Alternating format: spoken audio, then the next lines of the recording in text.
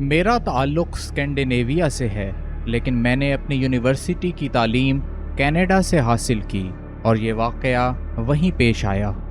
ویسے تو مجھے پیرا نارمل یا غیر معمولی واقعات اور کہانیاں پڑھنے کا بہت شوق ہے، مگر ہر بات کو شک کی نگاہ سے دیکھنا میری عادت ہے۔ آج میں پیشے کے لحاظ سے ایک سائنٹسٹ ہوں، جس کے دن کا زیادہ تر حصہ لیب میں مائکروسکوپ کے ذریعے سیلز کا مشاہدہ کرنے میں گزرتا ہے۔ میرے پاس بائیو کیمسٹری اور انجینئرنگ فزکس دونوں میں ماسٹرز کی ڈگریاں موجود ہیں۔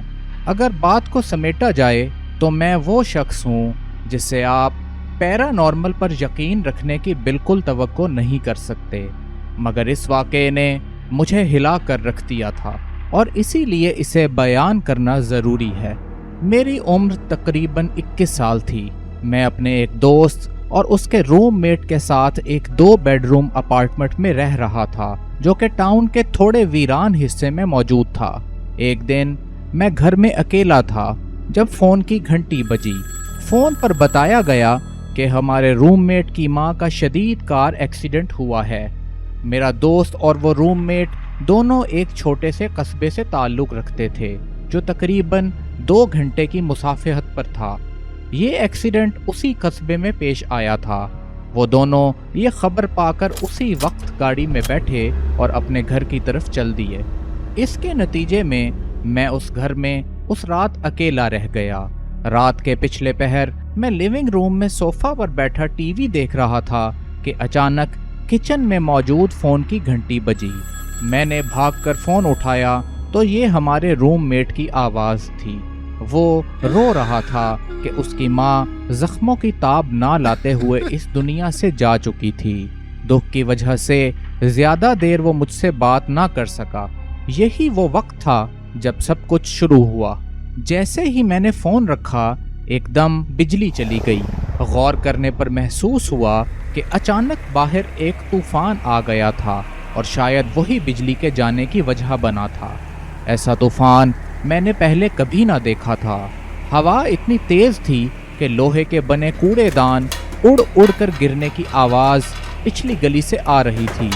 یہ سب دیکھ کر میں تھوڑا گھبرا گیا، لیکن اگلے ہی لمحے میرے سائنٹیفک دماغ نے ہر چیز کی وجہ تلاش کرنا شروع کر دی۔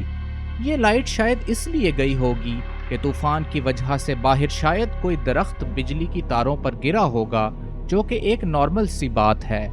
میں ابھی تک کچن میں موجود تھا۔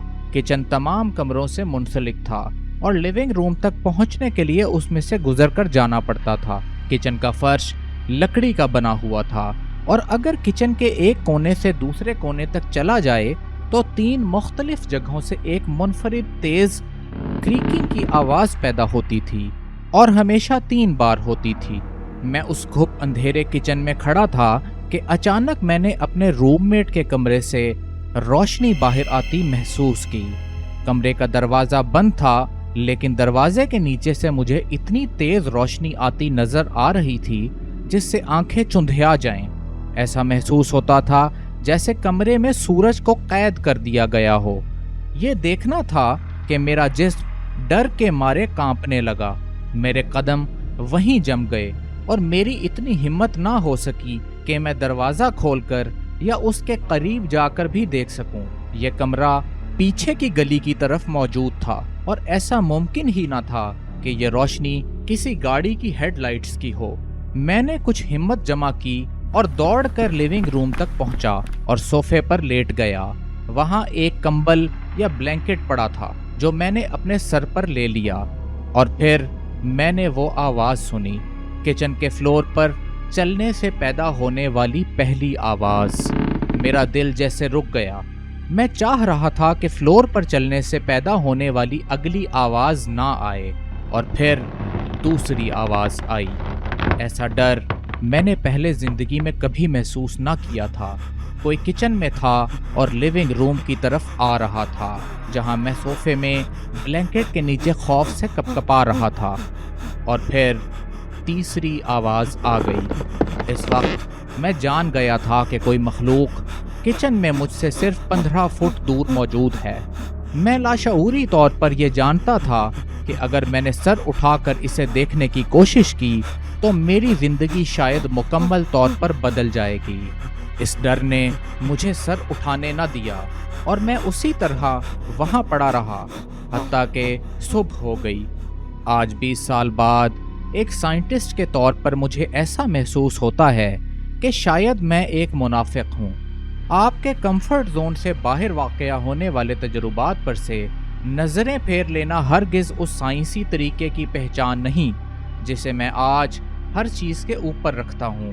مجھے اس لمحے کی یادوں میں سے وہ دل دہلا دینے والا خوف یاد ہے، وہ خوف جو صرف ایک انجانی خوفناک مخلوق کو دیکھنے کا نہ تھا، بلکہ اس بات کا بھی کہ اگر میں نے اسے دیکھ لیا تو شاید مجھے وہ سب کچھ جو آج تک میں نے سیکھا تھا ردی کی ٹوکری میں پھینکنا پڑے گا، کہ میں نے وہ دیکھ لیا جو میرے موجودہ علم کے مطابق ہو ہی نہیں سکتا۔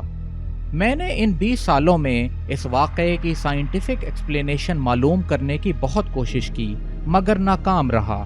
کئی بار واپس اس جگہ پر مختلف طرح سے تجربات کیے کہ وہ آوازیں دوبارہ پیدا کر سکوں، لیکن ناکام رہا۔ اگلے 20 سال میری زندگی میں میرے ساتھ ایسا کوئی واقعہ پیش نہ آیا، لیکن 20 سال پہلے جو ہوا اسے میں ہرگز جھٹلا نہیں سکتا۔